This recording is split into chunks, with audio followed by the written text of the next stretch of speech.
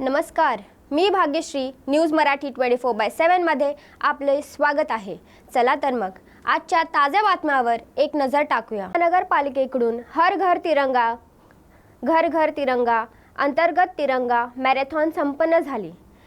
विश्रामबाग चौक येथून उपायुक्त वैभव साबळे यांच्या उपस्थित महापालिकेची तिरंगा मॅरेथॉन संपन्न झाली. या तिरंगा मॅरेथॉनमध्ये धावपटू, शाळकरी, विद्यार्थी, खेळाडू याचा बरोबर सामाजिक कार्यकर्ते, राजकीय पदाधिकारी यांनी सहभाग घेतला. पुष्कराज चौक या ठिकाणी या तिरंगा मॅरेथॉनचा समारोप करण्यात आला. या मॅरेथॉनचा उत्स्फूर्त प्रतिसाद मिळाला.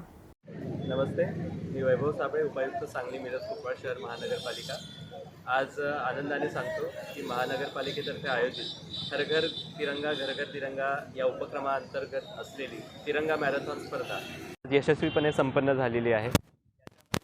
50 ते 60 जणांनी हेरीने भाग घेतला. याबरोबर विविध विद्यार्थी, सामाजिक संस्था आणि पत्रकार बंधूंपासून ते राजकीय व्यक्तींपर्यंत अनेक जणांनी या तिरंगा मॅरेथॉनमध्ये यशस्वी दौड आणि येथील विजेत्यांचेही एक छोटेखानी सत्कार महानगरपालिकेतर्फे करण्यात आलेला आहे. या कामी महानगरपालिकेची सर्व टीम आणि याचबरोबर शिक्षण विभागातर्फे मोलाची मदत मिळाली. शुभम गुप्ता साहेब यांच्या मार्गदर्शनाखाली आजचा कार्यक्रम यशस्वी संपन्न झालेला आहे.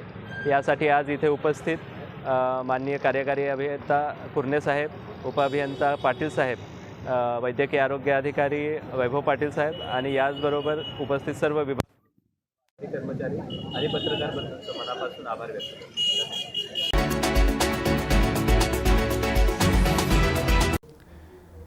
शिवराज्य यात्रा हा कार्यक्रम आपल्या बारामतीमध्ये आला आहे.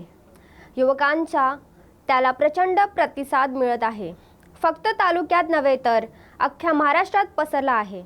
बारामतीमधील युवकांचा उत्साह पाहून जयंत पाटील यांनी संकेत दिला असावा.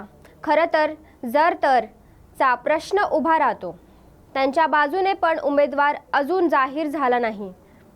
आपल्याला सर्व मित्र पक्षांशी बोलावे लागेल.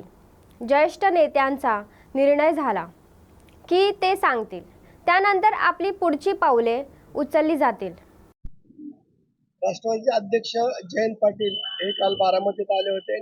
आपण बघितलं की युवकांचा कल बघता आपल्याला उमेदवारीचे संकेत त्यांनी दिलेले.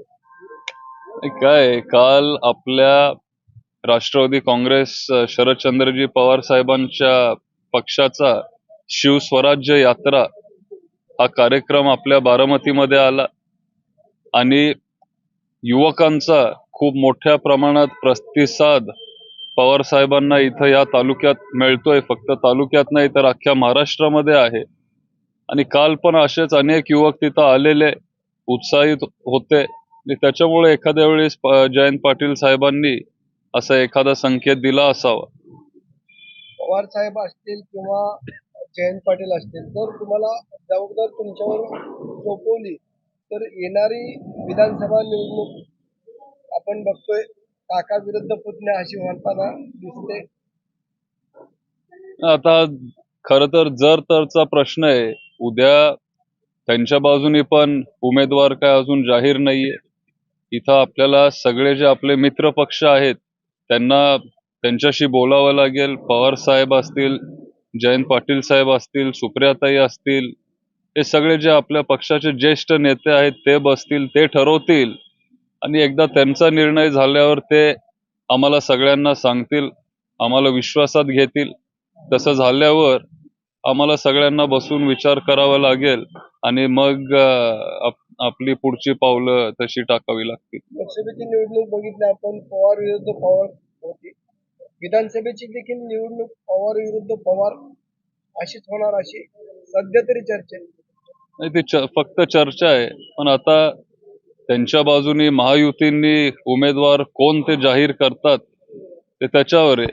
आणि मग महाविकास आघाडी पण कुणाला तिकीट देतं हे आपल्याला सगळं बघून ते ठरवावं लागेल.